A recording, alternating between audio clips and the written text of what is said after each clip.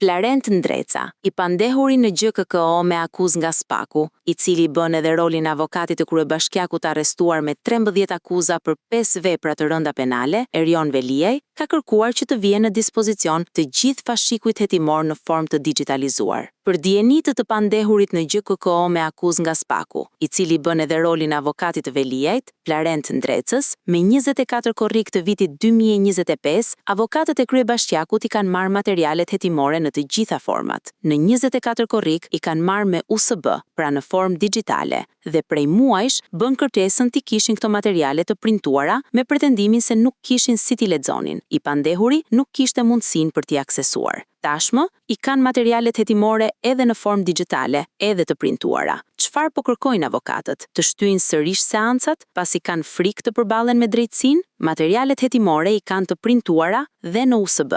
Materialet i ka Erion Veliaj në USB. I kanë marrë edhe avokatët e mëparshëm të tij, pasi kryebashkiaku ka shpikur taktikën e ndërrimit të avokatëve si justifikim për të zvarritur proceset gjyqësore. Ai i ka ndryshuar avokatët her pas here duke nisur nga Ermir Beta, Artur Selmani, Artan Gjermani, Valentina Teodorescu, së fundmi edhe i pandehuri Plarent Ndreca, pa përmendur dhe studio ligjore lobuese e tjerë. I pandehuri në GKKO me akuzë nga Spaku, i cili bën edhe rolin e avokatit të kryebashkiakut, Plarent Ndreca, duhet t'u marrë avokatëve të mëparshëm të Veliajt materialet hetimore. Kërkesa është absurde. Pak javë më parë thoshin se nuk i fusnin dot në kompjuter, s'kishin ku t'i shikonin. Thoshin se i pandehuri s'kishte mundësi të njihej me aktet. Tani që i morën të printuara, të paguara qindra mijëra lek me taksat e shqiptarëve, dalin dhe i kërkojnë në formë digjitale. Fiks si loja, Sia dhe uji gomarit. Lind pyetja, kush është gomari këtë herë? Megjithse Veliaj e ka përmendur në gjykatën e administrative gomarin e Babatasit. Le të gjej adresën.